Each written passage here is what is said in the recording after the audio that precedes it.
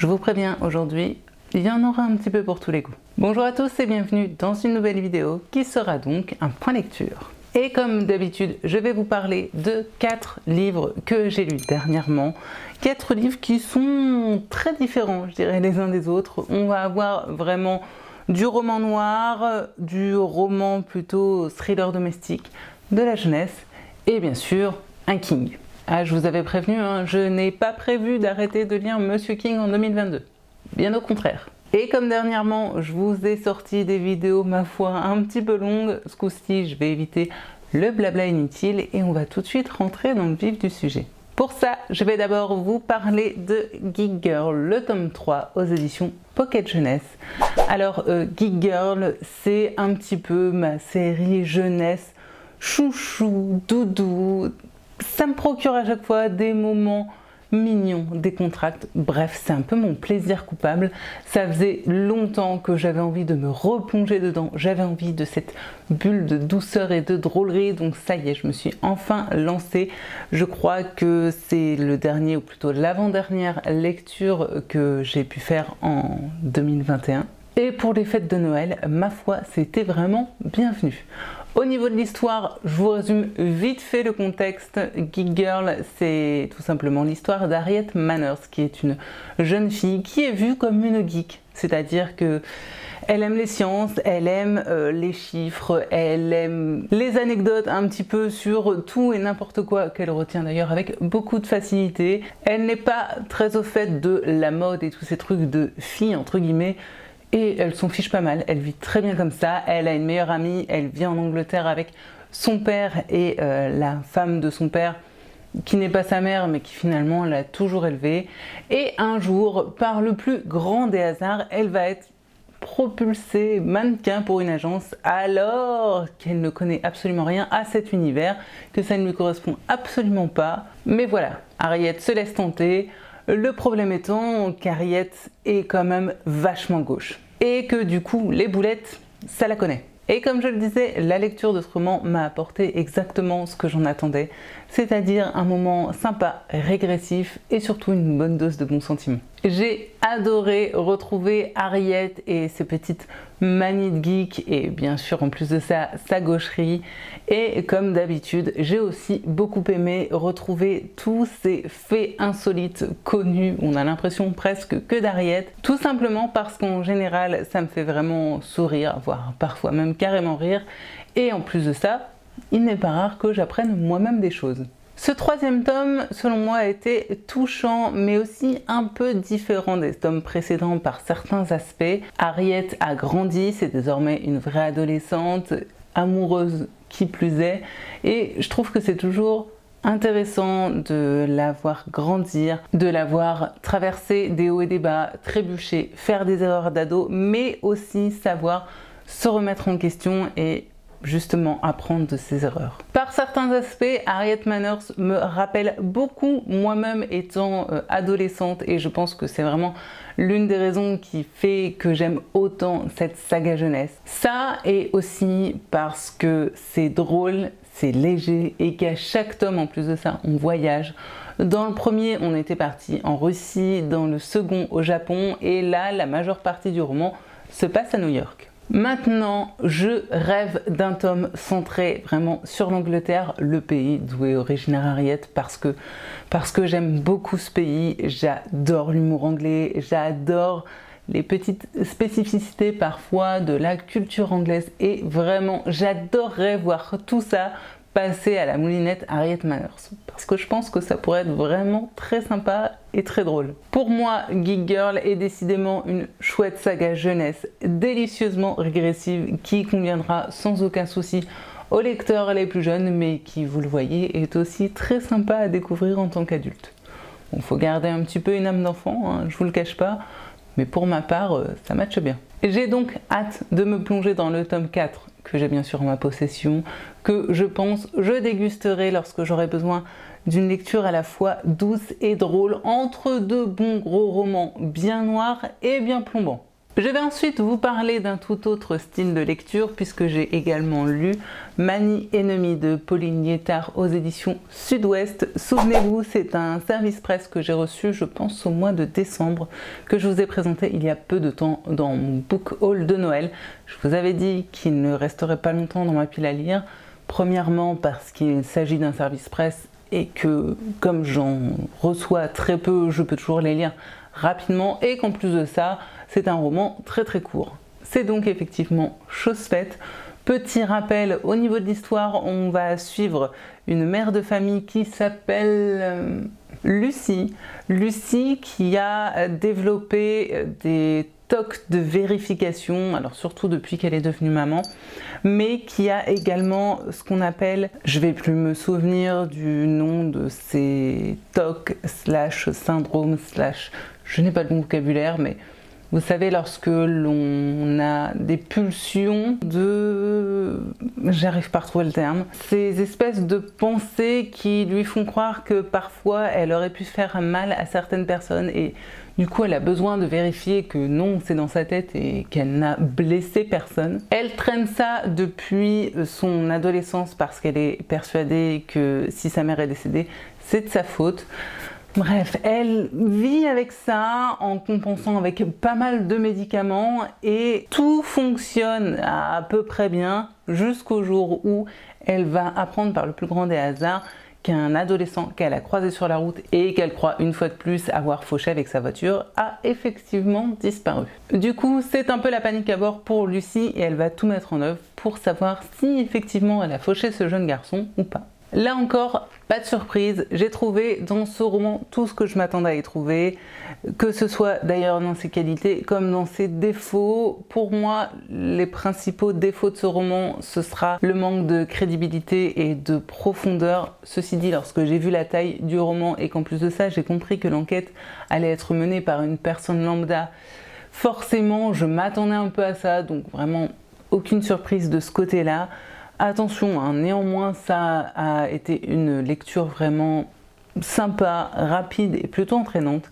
J'ai beaucoup apprécié que l'histoire se passe au Pays Basque. J'ai vraiment adoré tous ces moments où l'auteur nous a fait part de certains détails de la culture basque et j'en aurais même voulu encore plus dans ce sens parce que c'est vraiment l'une des choses que j'ai le plus aimé ici. Mais oui, je crois que j'aurais voulu plus de culture basque, plus de description, de paysages, plus de mise en ambiance en somme. J'ai aussi aimé tout ce qui concerne les tocs de Lucie, ses angoisses, presque sa maladie mentale si je puis dire. Mais là encore, j'aurais vraiment apprécié que l'auteur pousse encore beaucoup plus loin cette dimension de l'histoire pour arriver à créer une ambiance vraiment angoissante et arriver à faire douter le lecteur sans cesse. Or, si le côté clinique entre guillemets de sa maladie est traité d'ailleurs plus tôt au début du roman, je trouve que l'auteur ne s'est pas assez appuyé sur cet élément pour vraiment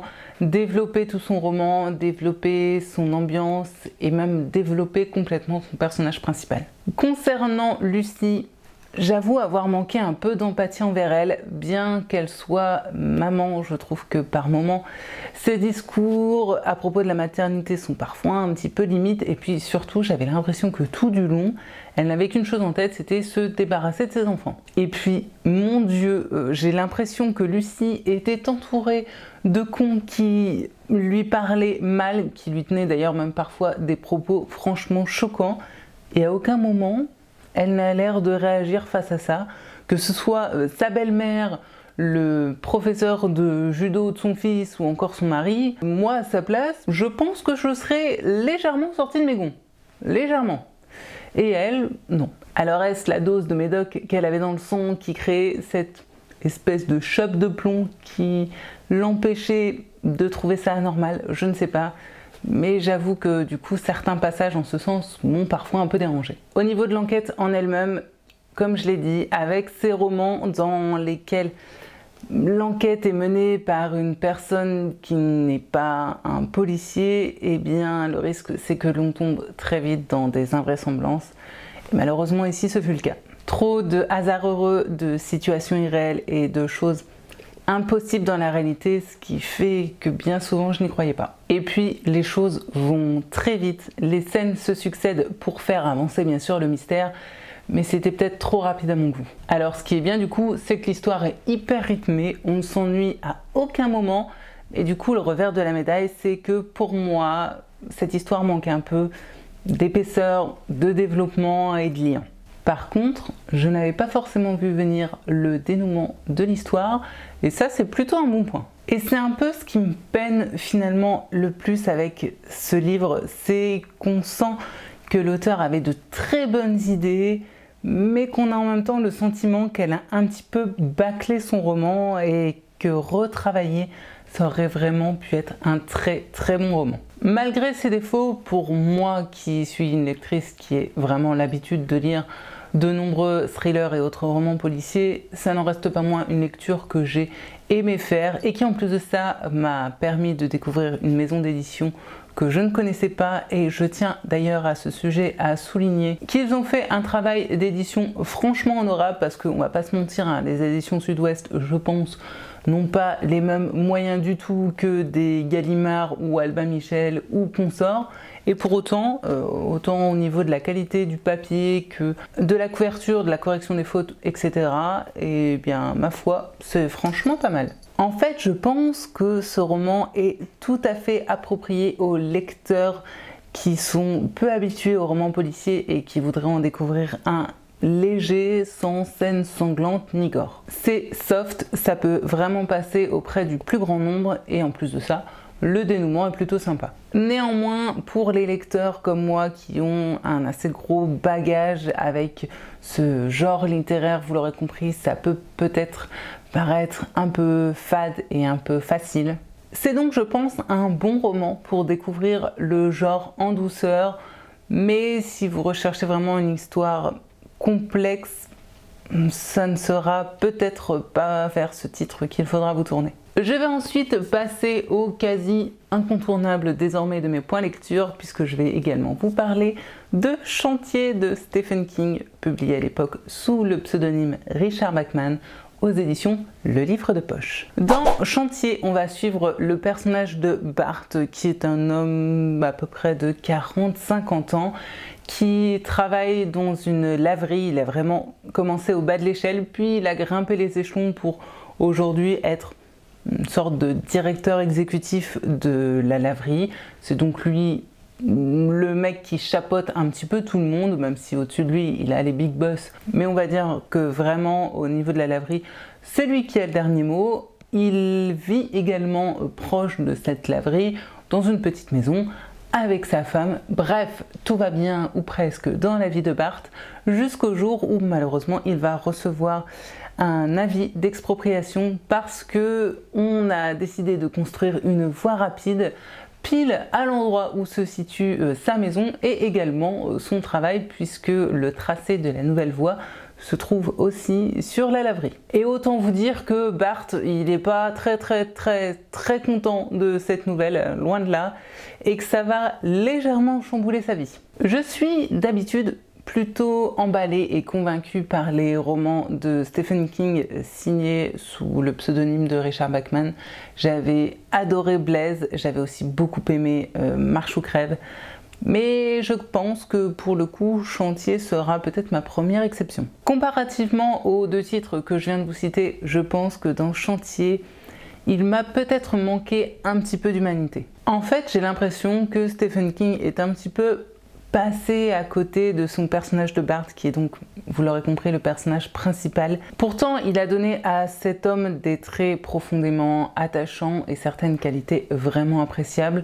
C'est un homme droit, juste dans le travail, qui a de grosses blessures personnelles et qui est capable d'aider autrui sans rien attendre en retour. Mais malgré tout ça, je trouve que parfois il a un petit peu gâché son personnage entre guillemets, comme lorsque par exemple il lui fait tenir certains propos franchement racistes ou qu'il le fait passer pour un espèce de vieux libidineux. Alors vous me direz oui, mais en même temps c'est aussi ce qui en fait un personnage profondément complexe et humain avec ses qualités et ses défauts, et je suis bien d'accord, mais le fait est qu'en tant que lectrice, ces défauts-là en particulier m'ont empêché de m'attacher à ce personnage et également de développer une réelle empathie pour lui. Et comme tout ce roman tourne exclusivement autour de Bart, eh bien forcément cet aspect m'a un peu dérangé, tout comme le fait que parfois j'avais l'impression que l'histoire tournait un petit peu en rond. Pourtant, c'est un roman du King assez court, mais néanmoins j'avais le sentiment que certains passages s'étiraient un petit peu en longueur pour rien. Mais bon, qui dit King, c'est que, on va dire, c'est un risque à prendre avec lui. Il n'est pas rare qu'il nous livre des passages qui parfois, c'est vrai, peuvent sembler un petit peu longués. Et enfin, le point qui je crois m'a le plus dérangé durant ma lecture, c'est que j'ai eu ce sentiment que ce roman était bourré de thématiques hyper intéressantes, mais qu'aucune n'était vraiment creusée comme il fallait, comme si l'auteur avait eu plusieurs bonnes idées, mais qu'il n'avait pas su faire un choix sur laquelle traiter. Et c'est dommage parce que ça m'a vraiment laissé sur ce sentiment que ce roman n'est pas mauvais, mais qu'il aurait franchement pu être bien meilleur. Néanmoins, indéniablement, c'est un roman qui fait réfléchir, qui nous fait réfléchir sur notre place dans le monde, sur notre impuissance face à l'avancée du monde et de la société, sur finalement ce qu'est une vie et ce qu'on en fait. Et j'ai trouvé en ce sens que ce roman était profondément déprimant. Alors bon, soyons clairs, avec Stephen King, on est quand même rarement au pays des bisounours, mais dans ce roman-ci, il nous met vraiment face à de tristes réalités. Et c'est, je pense, ce qui en fait son côté hyper intéressant, mais en même temps profondément triste, parce qu'on se rend bien compte que finalement, tout le monde peut un jour devenir Bart. Personne n'est à l'abri d'une descente aux enfers, d'un pétage de câble, parce que trop de trop et plus rien à quoi se raccrocher. Vous l'aurez donc compris, pas de fantastique du tout dans ce roman-ci, on est vraiment avec une réalité crue, triste et morose. Comme bien souvent avec le King, on est du coup avec un personnage qui va être complètement habité par une obsession qui va complètement chambouler sa vie et sa vision des choses jusqu'à un final explosif et abrupt comme Stephen King sait bien le faire. J'ai plutôt apprécié la fin, je trouve qu'elle clôture ce roman comme il se doit et surtout j'ai apprécié la réflexion et la satire qu'elle apporte. J'ai par contre, et je crois que c'est bien la première fois d'ailleurs que ça me le fait avec un roman du King, vraiment tiqué sur la traduction de ce roman. À plusieurs reprises, j'ai trouvé qu'elle manquait de fluidité, le choix de certains mots, de certains termes m'a laissé plutôt perplexe. En fait, je me suis fait la réflexion que parfois j'avais l'impression d'une traduction mi-française, mi-québécoise, et je vous avoue que c'était pas mal déroutant. Je me souviens par exemple d'un exemple très concret, c'est qu'à plusieurs reprises durant cette histoire, on dit que Bart se prépare un drink. C'était mon voisin avec ses poubelles. Si on était dans un univers de King, je serais en train de flipper en me demandant s'il n'a pas tout simplement été avalé par sa poubelle. Vu le boucan que ça a fait, on pourrait croire. Et quand je dis avalé, je pense bien sûr complètement massacré, mâché, bref, exterminé par sa poubelle. Est-ce que je vais trop loin et que je lis trop de King ? C'est possible. Je disais donc, à plusieurs reprises, on a donc le personnage de Bart qui est un peu porté sur la boisson, surtout lorsqu'il se met franchement à déprimer, et donc on dit souvent qu'il se prépare un drink, alors que personnellement je dirais plutôt qu'il se prépare un cocktail, et ce n'est qu'un exemple parmi tant d'autres de termes comme ça que j'ai trouvé finalement peu approprié pour une traduction française. Ça restera donc pour moi un King assez peu mémorable, je pense. Le récit met un petit peu de temps à démarrer, l'intrigue est assez longue à s'installer, mais en même temps, il est vrai aussi que c'est un roman qui présente certains points, certains axes de réflexion et d'observation vraiment intéressants. Une lecture donc vraiment en demi-teinte pour moi, à lire bien sûr, je pense tout de même pour les fans du King, mais ce n'est pas un titre que je recommanderais aux lecteurs qui souhaiteraient découvrir l'auteur, tout simplement parce que déjà je trouve qu'il n'est pas vraiment représentatif de l'univers du King et qu'en plus de ça il présente certains défauts qui pourraient peut-être décourager les non-fans. Intéressant donc mais pas assez abouti à mon goût. Néanmoins, ce n'est pas surprenant, j'ai tout de même déjà très envie de me replonger dans du King. D'ailleurs, je n'ai pas précisé, mais j'ai fait le saut 2021-2022 avec ce titre-ci, avec du King. C'était pas très surprenant. Je ne sais pas quel sera mon prochain titre de l'auteur. Les paris sont ouverts, allez-y si vous le souhaitez en commentaire. Je serais curieuse d'ailleurs de savoir sur quel titre vous pariez. Et puis peut-être que vos réponses vont m'inspirer, mais en tout cas, vous pouvez être sûr, je vais en découvrir un autre très prochainement. Parce que je l'ai déjà dit, le King, plus j'en lis, plus j'ai envie d'en lire. On est d'accord que là, ça commence franchement à ressembler à une drogue. Et je terminerai ce point lecture avec un roman que l'on pourrait classer à la fois dans le contemporain bien noir ou encore dans le thriller domestique, un petit peu un mix de tout ça. Et pour ça, je vais vous parler de La deuxième femme de Louise May aux éditions Pocket. Dans ce roman, on va suivre Sandrine. Sandrine est une femme de 35 ans à peu près, je crois, qui ne s'aime pas. Clairement, elle a un gros problème avec son physique, avec même sa personne tout entière. Elle a voire pas du tout d'estime d'elle. Elle s'est mise en couple avec un homme qui a un jour perdu sa femme a disparu. Et cette histoire débute où elle vit du coup avec cet homme, avec le petit garçon de cet homme.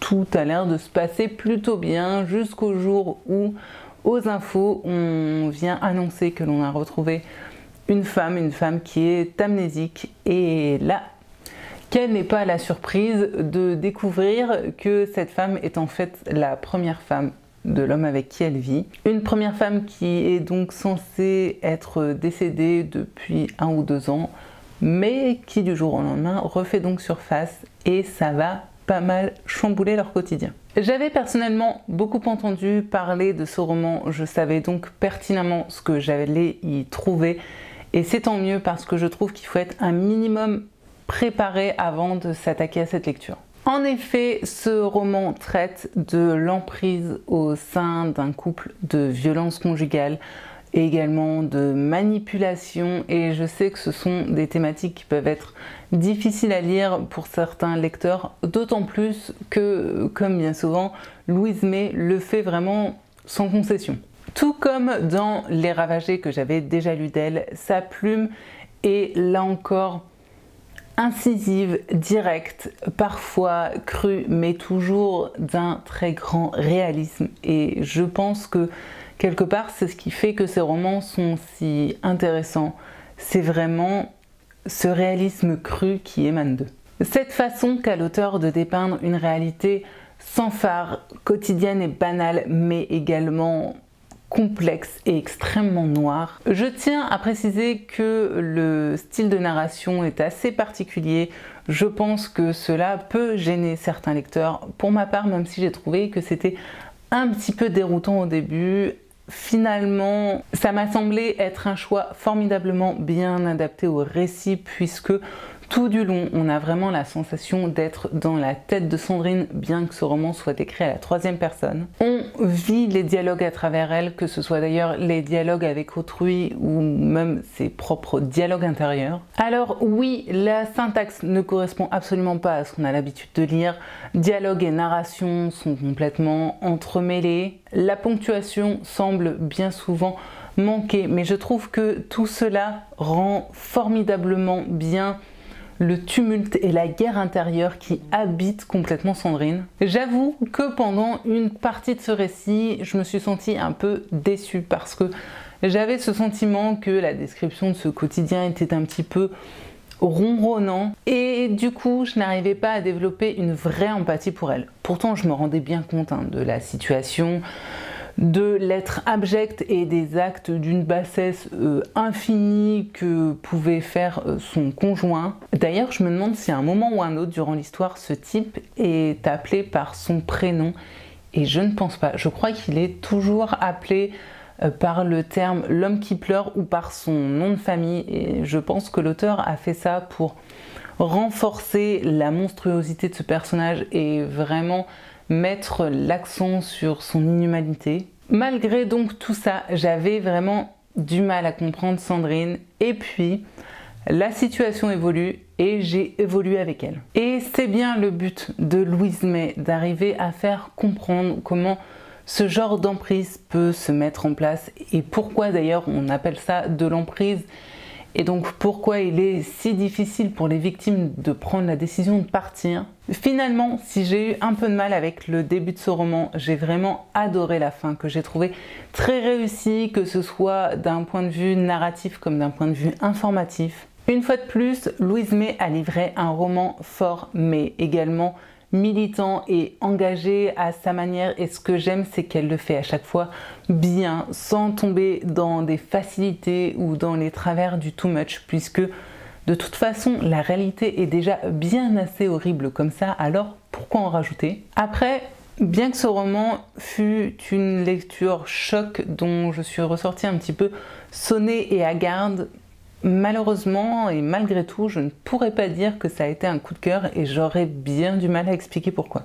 Bien que je n'ai aucun doute sur le fait que je me souviendrai longtemps de Sandrine, de Mathias et de Caroline, malgré tout, il m'a manqué quelque chose pour être complètement embarqué de la première à la dernière page. Néanmoins, c'est donc resté une très bonne lecture avec des thématiques à la fois fortes et importantes qui, je l'espère, sera lue par le plus grand nombre, tout simplement parce que cette histoire doit être connue et aussi parce que vraiment la plume de Louise May vaut le détour. Pour ma part, je sais déjà que je lirai d'autres titres d'elle parce que si aucun jusque-là n'a réussi à me déclencher un coup de cœur, chacun de ces romans a toujours été à chaque fois très qualitatif, original et marquant à sa manière. Une auteure donc à découvrir pour moi sans aucun doute pour tout lecteur capable de lire des thématiques actuelles mais également extrêmement difficiles, presque toujours centrées autour des violences faites aux femmes, que ce soit des violences psychiques, des violences morales, physiques ou encore sexuelles. Donc voilà, deuxième Louise May pour ma part, et une chose est sûre, c'est que ça ne sera pas le dernier. Voilà, c'est donc ainsi que se termine ce point lecture un peu éclectique, et c'est très bien. J'adore quand je peux vous faire des points lecture comme ça, parce que même si le thriller, le roman noir et les romans policiers restent vraiment ce que j'apprécie le plus lire, et bien malgré tout, j'ai un univers assez varié, et du coup je trouve que ces points lecture reflète assez bien ma personnalité. Et en plus de ça, ça me permet de vous présenter des titres autres qui plairont peut-être à des personnes qui ne sont peut-être pas aussi fans que moi de toute cette littérature un peu noire. Normalement, si tout va bien, la prochaine vidéo sera de nouveau un point lecture, hein. Vous le savez, cette année, j'essaye de lire à fond, à fond, à fond. J'essaye d'acheter beaucoup moins de romans, histoire de faire baisser ma pile à lire. Donc voilà, on verra bien. J'avance tranquillou bilou dans mon Murder Party Challenge. Je vous en reparle donc très vite. D'ailleurs, ce sera peut-être le sujet du prochain point lecture.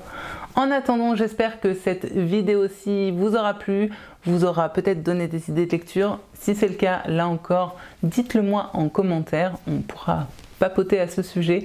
Et puis, en plus de ça, si je peux vous divertir, c'est encore mieux. Sur ce donc, n'hésitez pas à mettre des petits pouces levés si vous avez aimé la vidéo et pourquoi pas à vous abonner si ce n'est pas déjà fait. Et moi, afin de clôturer cette vidéo comme il se doit, je vous souhaite bien sûr comme d'habitude paix, amour et littérature dans vos cœurs. Bye!